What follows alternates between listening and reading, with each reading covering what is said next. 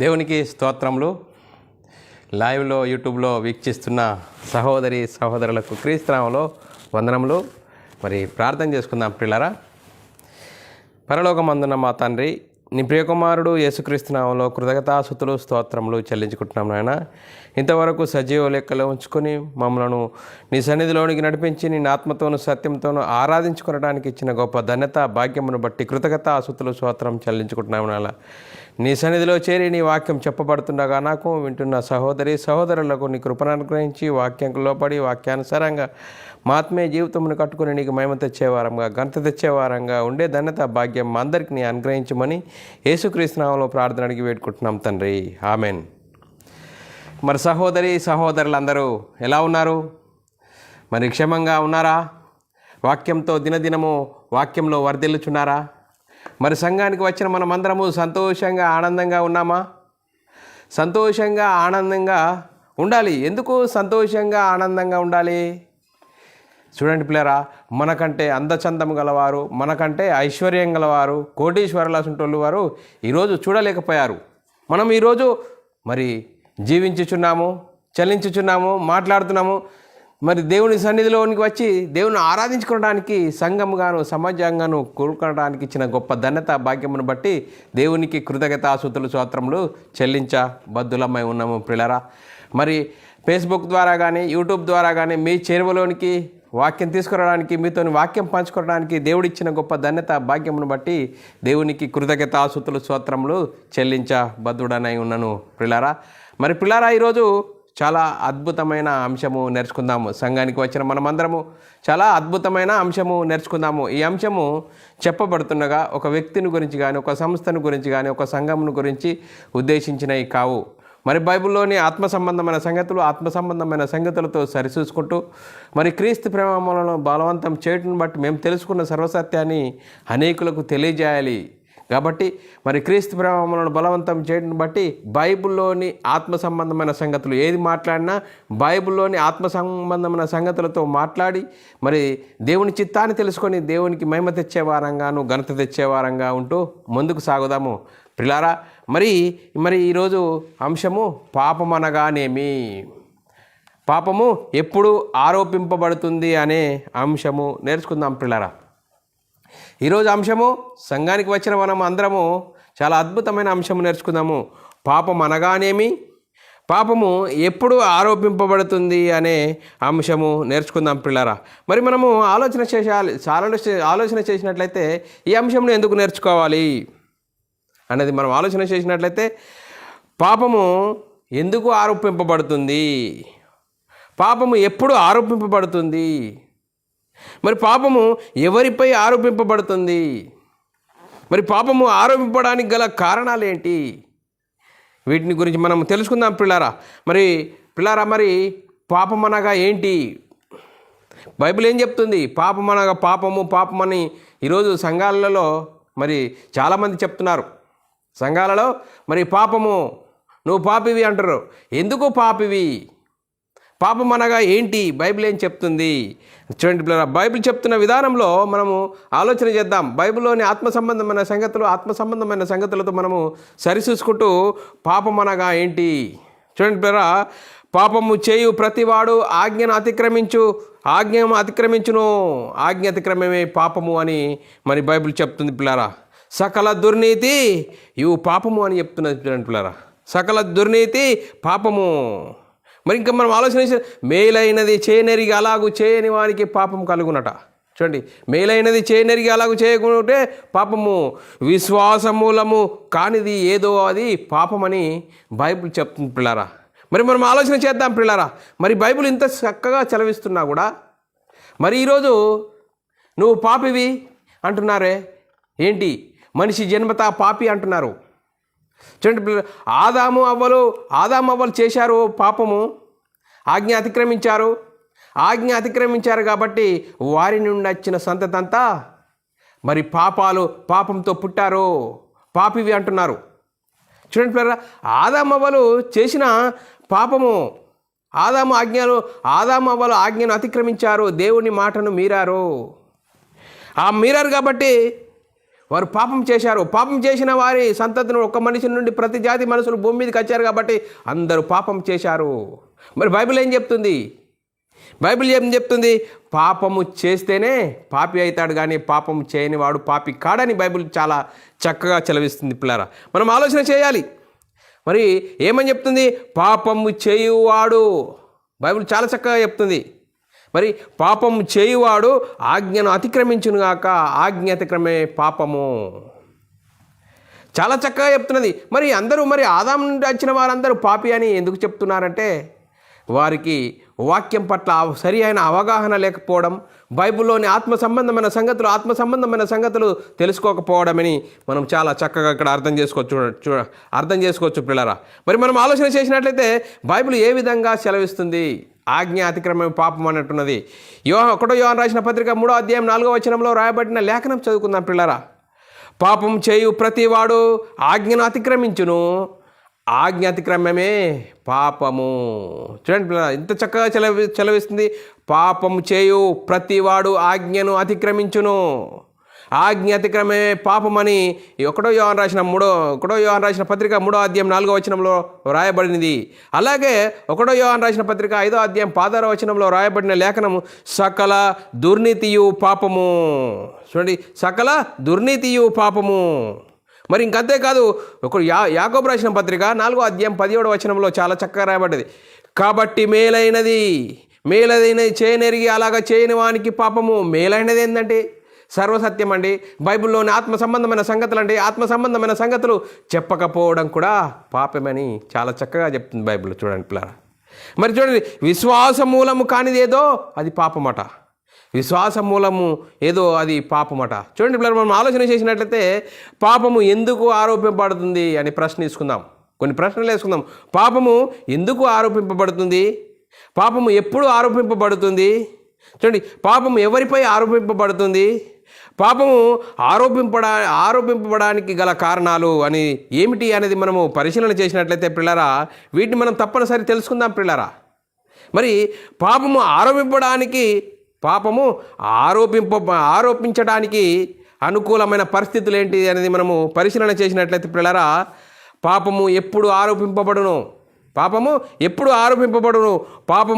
ఆరోపింపబడడానికి గల కారణాలు, ముఖ్య కారణాలు అనేది మనం ఆలోచన చేసినట్లయితే ఆజ్ఞ ఇచ్చేవారు ఉండాలి. ఎవరు? ఆజ్ఞ ఇచ్చేవారు ఉండాలి, ఆజ్ఞ పొందుకునేవారు కూడా ఉండాలి, మరి ఆజ్ఞ ఇవ్వబడి ఉండాలి. అలాగే ఆజ్ఞను పొందుకున్నవారు ఆజ్ఞను అతిక్రమించి ఉండాలి. అప్పుడే ఆ ఆజ్ఞను అతిక్రమించిన వారిపై పాపము ఆరోపింపబడుతుంది. చూడండి పిల్లలు, ఎంత చక్కటి వివరణ. ఆజ్ఞ ఇచ్చేవారు ఉండాలి, ఆజ్ఞ పొందుకునేవారు ఉండాలి.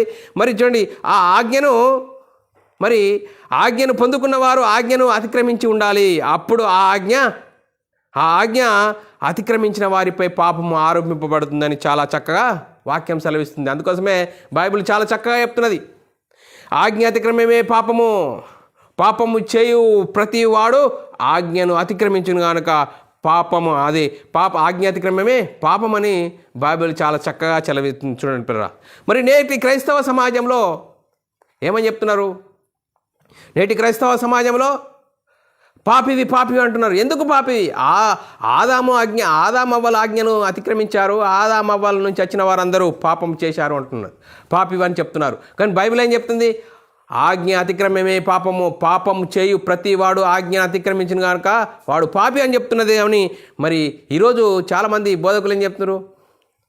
మనిషి జన్మతా పాపి, మనిషి పాపంలోనే పుట్టాడు అని చెప్తున్న పరిస్థితి నేటి క్రైస్తవ సమాజంలో మరి జరుగుతున్న పరిస్థితులు, మన తరుణాలు ఎన్నో మనము చూస్తున్నాం పిల్లరా.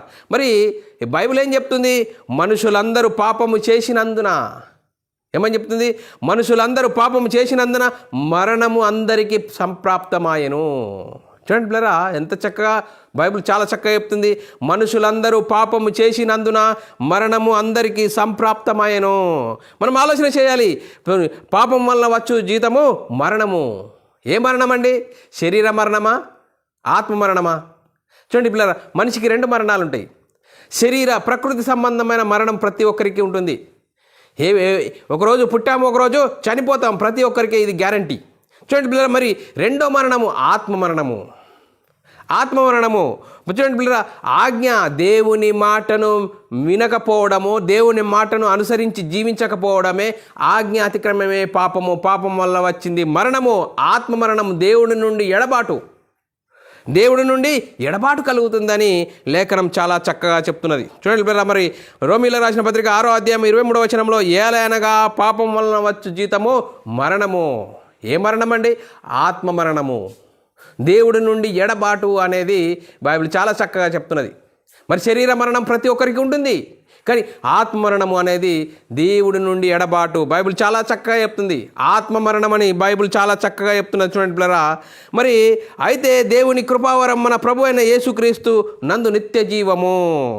మరి చూడండి పిల్లరా, మనం ఆలోచన చేసినట్లయితే పాపము యొక్క దుష్ప్రభావం ఎంత భయంకరమైనదంటే, పాపము అనేది పాపం ద్వారా వచ్చేది పాపం యొక్క దుష్ప్రభావము చాలా భయంకరమైనది.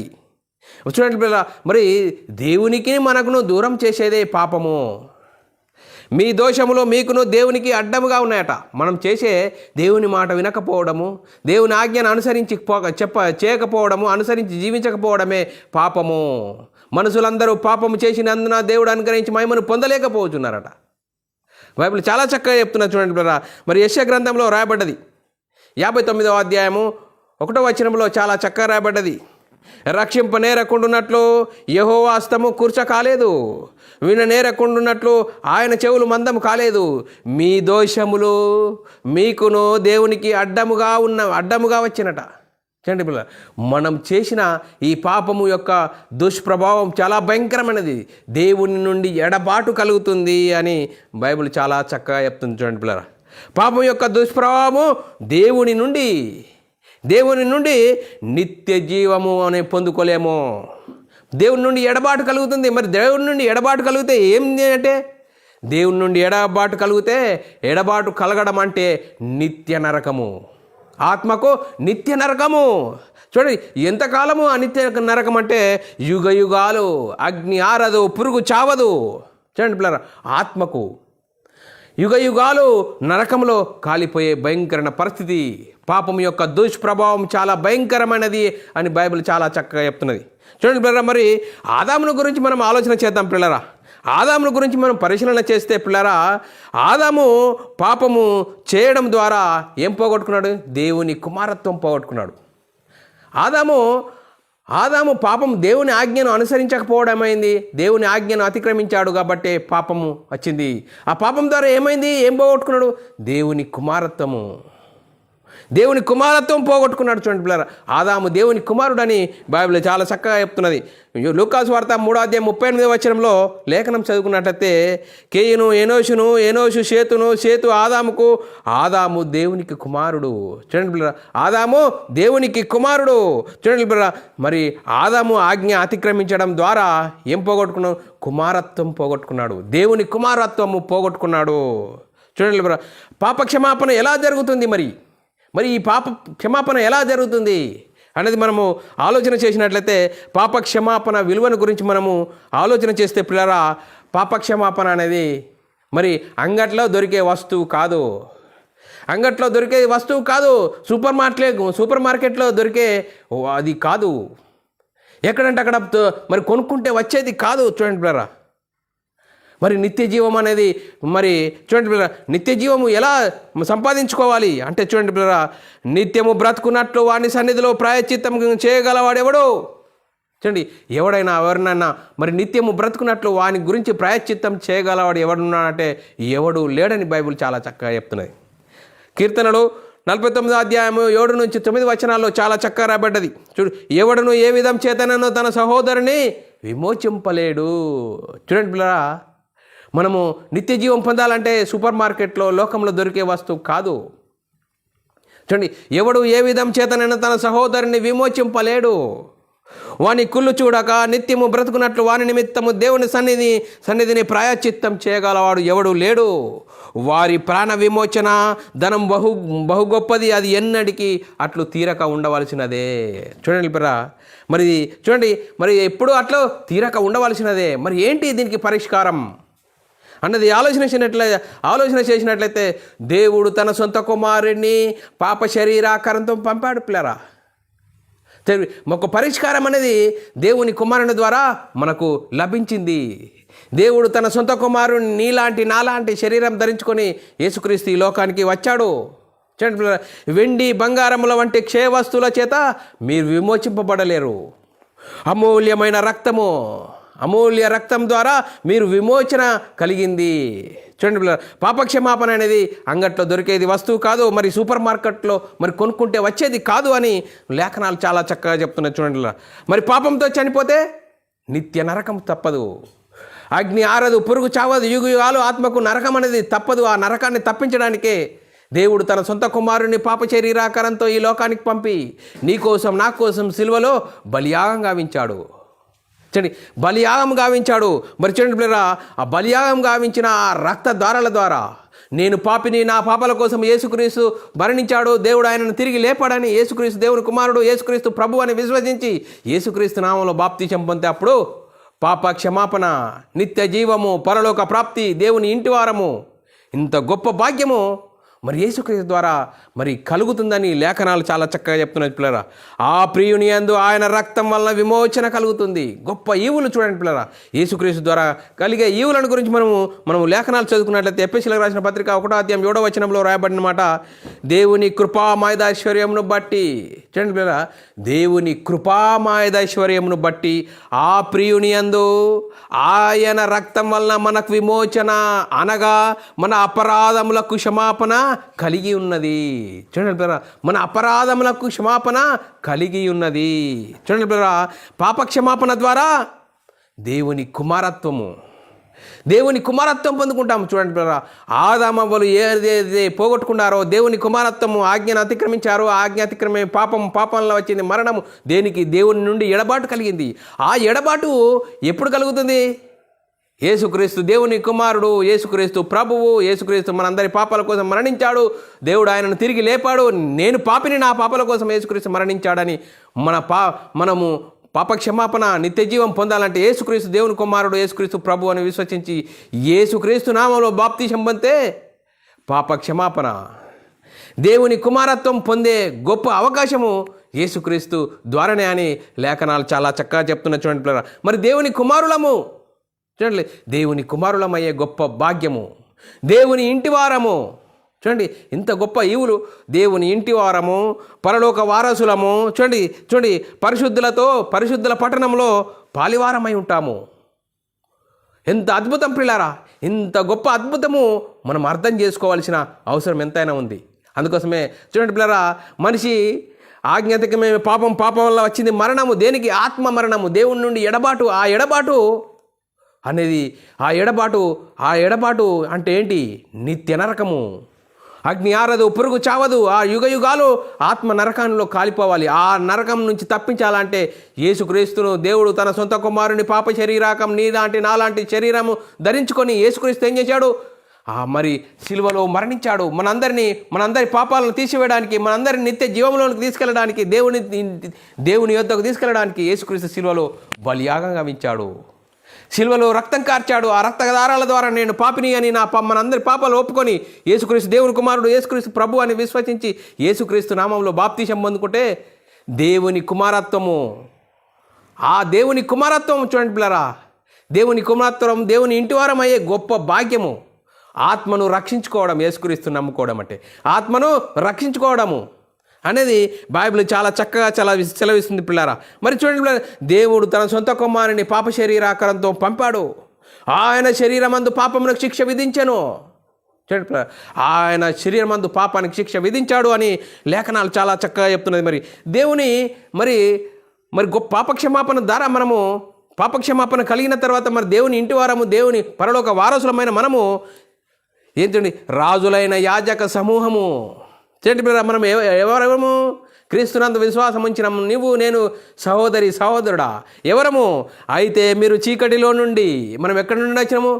పాపములో నుండి, లోకములో నుండి, చీకటిలో నుండి అని చెప్తున్నాడు. మొదటి పేతురు రాసిన పత్రిక 2:20 అయితే మీరు చీకటిలో నుండి ఆశ్చర్యకరమైన తన వెలుగులోనికి మిమ్మును పిలిచిన వాని గుణాతిశయములను ప్రచురము చేయు నిమిత్తము ఏర్పరచబడిన వంశమును, యాజక సమూహమును, పరిశుద్ధ జనమును, దేవుని సొత్తైన ప్రజలై ఉన్నారు. దేవుని సొత్తైన ప్రజలము. ఎప్పుడు మనము యేసుక్రీస్తు దేవుని కుమారుడు, యేసుక్రీస్తు ప్రభు అని విశ్వసించి యేసుక్రీస్తు నామములో బాప్తిసం పొందితే దేవుని కుమారత్వము పొందుకునే గొప్ప భాగ్యము అని, ఇంత గొప్ప భాగ్యాన్ని మనకు అర్థం కాకుండా మరి సాతాను మనోనేత్రాలు గుడ్డితనం కలిగేసి లోక సంబంధమైన వాటిని, ప్రకృతి సంబంధమైన వాటిని మరి బైబిల్నే చూపెడుతున్నాడు. మనిషి పాపి, మనిషి జన్మత పాపి అంటున్నాడే కానీ మరి పాపము ఎప్పుడు ప్రాయశ్చిత్తం కలుగుతుంది? ఎవరి ద్వారా ప్రాయశ్చిత్తం కలుగుతుంది? యేసుక్రీస్తు ఎవరు? యేసుక్రీస్తు ఎందుకు వచ్చాడు? అందరికీ నిత్య జీవం ఇవ్వడానికి, అందరిని పరిశుద్ధులుగా చేయడానికి, అందరిని తండ్రి యొద్దకు, పరలోకంలో ఉన్న తండ్రి యొద్దకు తీసుకెళ్ళడానికి వచ్చాడు. మనందరి కోసం సిలువలో బలియాగం గావించాడు. మన కోసం చివరి రక్తం బట్ట వరకు సిలువలో రక్తం కార్చాడు. పిల్లారా, మరణించాడు, సమాధి చేయబడ్డాడు. 3వ రోజున తిరిగి లేచి పరలోకానికి వెళ్ళి పరలోకంలో ఉన్న పరిశుద్ధాత్మని పంపి ఆ పరిశుద్ధాత్మని పొందుకున్న 12 మంది యేసుక్రీస్తు మరణ సమాధిని, పునర్ధానము గురించి సువార్తను ప్రకటించారు. ఆ సువార్తనే ఎందుకు ప్రకటించారయ్యా? ఆ సువార్తలో ఉంది దేవుని శక్తి. ఆ దేవుని శక్తి ఏం చేస్తుంది? మనమై ఉన్న ఆత్మను రక్షింపజేస్తుంది. ఇది గొప్ప భాగ్యం పిల్లరా. ఆత్మను రక్షించుకోవాలంటే యేసుక్రీస్తు దేవుని కుమారుడు, యేసుక్రీస్తు ప్రభు అని యేసుక్రీస్తు నామములో బాప్తీసం పొందితే అప్పుడు మన మనోనేత్రాలు వెలిగింపబడతాయి. అప్పుడు మన మనోనేత్రాలు వెలిగింపబడి బైబిల్లోని ఆత్మ సంబంధమైన సంగతులతో సరిచూసుకుంటాం. అపొస్తలుల బోధ యందును, సహవాసమందును, రొట్టె విరుచుట యందును ఎడతెగక ఉంటాము. బైబిల్లో ఆత్మ సంబంధమైన సంగతులతో మరి దినదినము రూపాంతరం పొందుతాము. ఎప్పుడు రూపాంతరం పొందామండి? చూడండి పిల్లల, లోక సంబంధంగా, శరీర సంబంధంగా ప్రతిరోజు మరి అప్డేట్ అవుతున్నాం. కొత్త ఆధునికీకరణ ఆధునిక వస్తువులతో మనము దినదినము అప్డేట్ అవుతున్నామండి. ఎంతో మారిపోయిందండి లోకం అంటున్నారు. కానీ ఆత్మను గురించి ఆలోచన చేయకూడదా? మారు మనసు పొంది పాప క్షమాపణ నిత్యం ప్రతి వాడు యేసుక్రీస్తు నామములో బాప్తిసం పొందాలని బైబిల్ చాలా చక్కగా చెప్తుంది. సంఘానికి ఆజ్ఞ ఇవ్వబడితే ఆజ్ఞను మనం అనుసరించకూడదా? ఆజ్ఞను అనుసరించాలి. అప్పుడు మనం బైబిల్ సిద్ధాంత ప్రకారంగా యేసుక్రీస్తు నామములో బాప్తిసం పొందితే అప్పుడు మన మనోనేత్రాలు వెలిగింపబడతాయి. బైబిల్లోని ఆత్మ సంబంధమైన సంగతులతో సరిచూసుకుంటూ మన ఆత్మీయ ప్రయాణం సాగిస్తాము. ఆత్మీయ ప్రయాణం సాగిస్తే చూడండి పిల్లరా, చూడండి అప్పుడు మనము జీవము గల సియోను కొండకు, జీవము గల దేవుని పట్టణమునకు, పరలోక యెరూషలేమునకు వేవేల కొలది దూతల దిద్దకును, పరలోకమందు వ్రాయబడి ఉన్న జ్యేష్ఠుల సంఘమునకును, వారి మహోత్సవమునకును, అందరి న్యాయాధిపతిన దేవుని యొద్దకు సంపూర్ణ సిద్ధి పొందిన నీతిమంతుల ఆత్మల యొద్దకు చేరతాము. ఇంత గొప్ప భాగ్యం మనం ముంగటనే ఉన్నది పిల్లారా. ఈ గొప్ప భాగ్యాన్ని మనకు అర్థం కాకుండా సాతాను చూడండి ఏ శరీరాశ, నేత్రాశ, జీవోడ్డమ్మాన్ని చూపెట్టి మరి పాత నిబంధన సంగతులు చెప్తున్నాడు. మనిషి జన్మతా పాపి. చూడండి పిల్ల, మనిషి జన్మతా పాపి, పాపంలోనే పుట్టాడు అని చెప్తున్నారు. చూడండి పిల్లరా, పాపం అనగానేండి, పాపం ఎప్పుడు ఆరోపింపబడుతుంది? చూడండి దాని కారణాలు, ఆజ్ఞ ఇవ్వబడాలి, ఆజ్ఞ పొందుకున్న వారు ఉండాలి, ఆజ్ఞను మరి అతిక్రమించిన వారు ఉండాలి. అప్పుడు అది పాపము వారి మీద ఆరోపింపబడుతుందని లేఖనాలు చాలా చక్కగా చెప్తున్నది. చూడండి, ఆజ్ఞ అతిక్రమే పాపం చేయు ప్రతి వాడు ఆజ్ఞ అతిక్రమిస్తున్నాడు. ఆజ్ఞ అతిక్రమే పాపము. మనుషులందరూ పాపము చేసినందున, చూడండి మనుషులందరూ పాపము చేసినందున మరణం సంప్రాప్తమాయను అని లేఖనాలు చాలా చక్కగా చెప్తున్నాయి. మరి నేటి క్రైస్తవ సమాజంలో మరి ఏం జరుగుతుంది? మనిషి జన్మతా పాపి, మరి మనిషి పాపి అని చెప్తున్నారే. ఎప్పుడు పాపి? ఆజ్ఞ అతిక్రమిస్తే పాపిని బైబిల్ చాలా చక్కగా చెప్తుంది. ఆజ్ఞ అతిక్రమమే పాపము. పాపం వలన వచ్చింది మరణము. దేనికి? ఆత్మకు. చూడు, ఈ శరీర మరణము, భౌతిక మరణము అందరికీ ఉంటుంది. కానీ బైబిల్ చెప్తుంది ఆత్మను గురించి. ఆత్మ మరణము, దేవుని నుండి ఎడబాటు కలుగుతుంది. దేవుని నుండి ఎడబాటు కలగడం అంటే ఆత్మకు నిత్య నరకము. ఎంతకాలము? యుగాలు అగ్ని ఆరదు, పురుగు చావదు. ఆ భయంకరమైన పరిస్థితిలో నుంచి తప్పించడానికే దేవుడు తన ప్రియకుమారుని పాప శరీర ఆకారంతో, నాలాంటి శరీరంతో ఈ లోకానికి వచ్చాడు. మరి పాపాలు తీసేయడానికి మరి చూడండి, యేసుక్రీస్తు శిలువలో తన రక్తాన్ని కార్చాడు. శిలువయాగం పొందాడు పిల్లరా. అందరినీ ధర్మశాస్త్రం పాపంలో బంధిస్తుండే ఆ ధర్మశాస్త్రాన్ని సిలువలో కొట్టివేశాడు. కొత్త నిబంధన అపోస్తులు ప్రవక్తలు వేసిన పునాది మీద మనం కట్టబడాలి.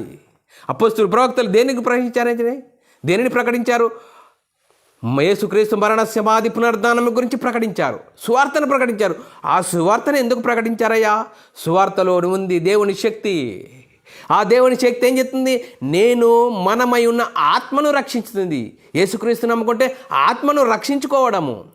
పాతాళానికి జోగాడుతున్న మనల్ని అందరిని రక్షించడానికి యేసుక్రీస్తు మరి శిలువలో మరణించాడండి, రక్తం కార్చాడండి, మరణించాడు, సమాధి చేయబడ్డాడు. లేఖనాల ప్రకారం 3వ దినం తిరిగి లేచి పరలోకానికి వెళ్ళి పరలోకంలో పరిశుద్ధాత్మని పంపించాడు.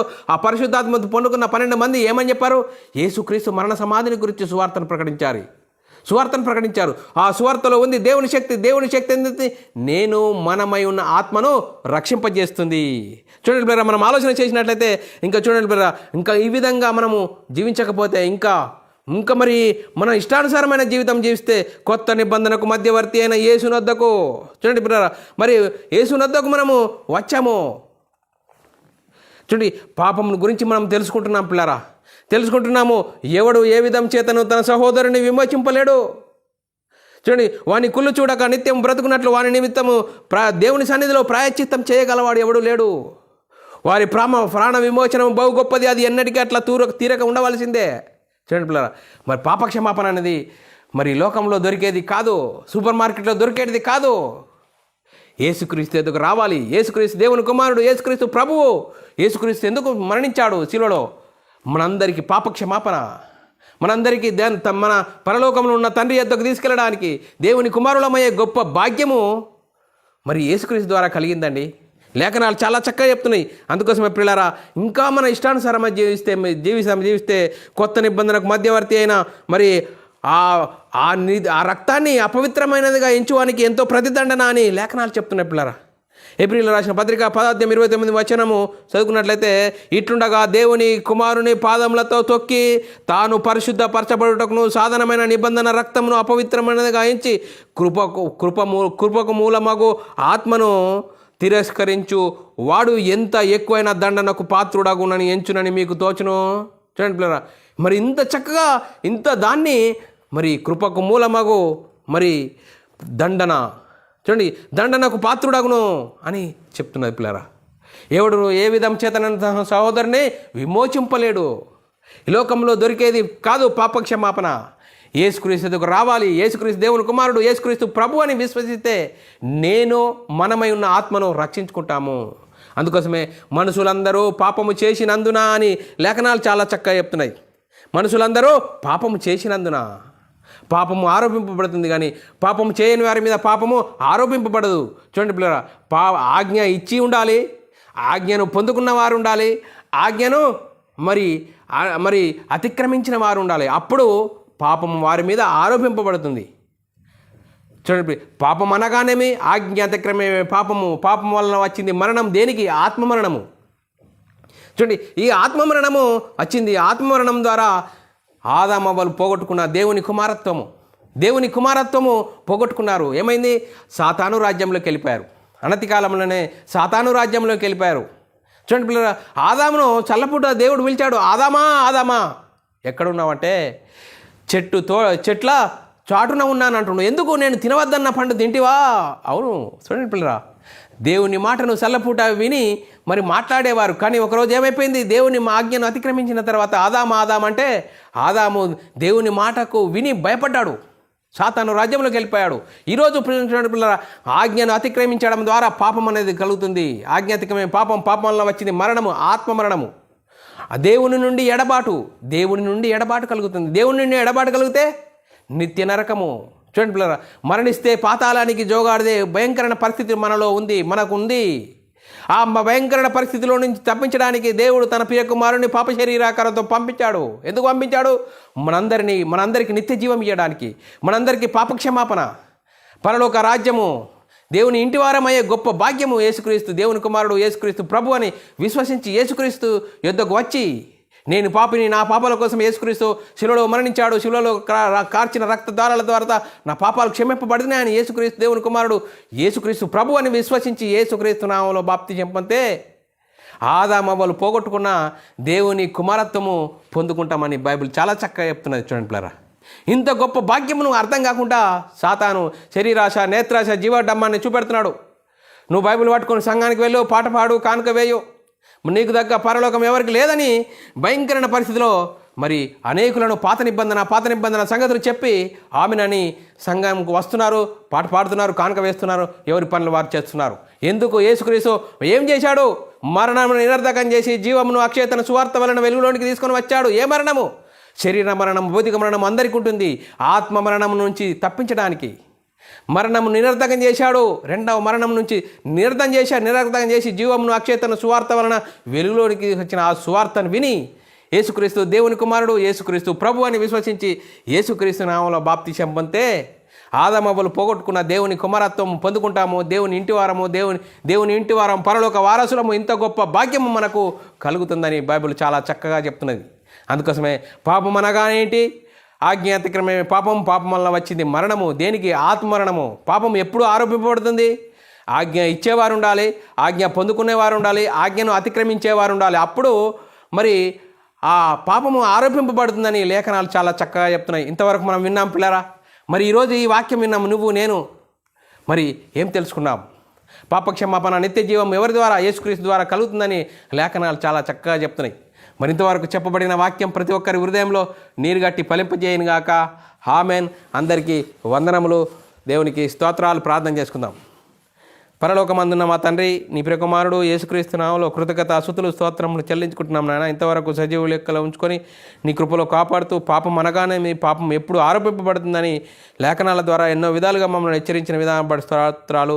విన్న వాక్యాన్ని విడిచిపెట్టకుండా విన్న మాటల ప్రకారం ఆత్మీయ జీవితాన్ని కట్టుకొని నీకు మహిమ తెచ్చేవారంగా, గంత తెచ్చేవారంగా ఉండే ధన్యత భాగ్యం అందరికీ అనుగ్రహించినందుకు కృతజ్ఞతాస్తుతులు స్తోత్రం చెల్లించుకుంటూ యేసుక్రీస్తు నామములో ప్రార్థన అడిగి వేడుకుంటున్నాం తండ్రి.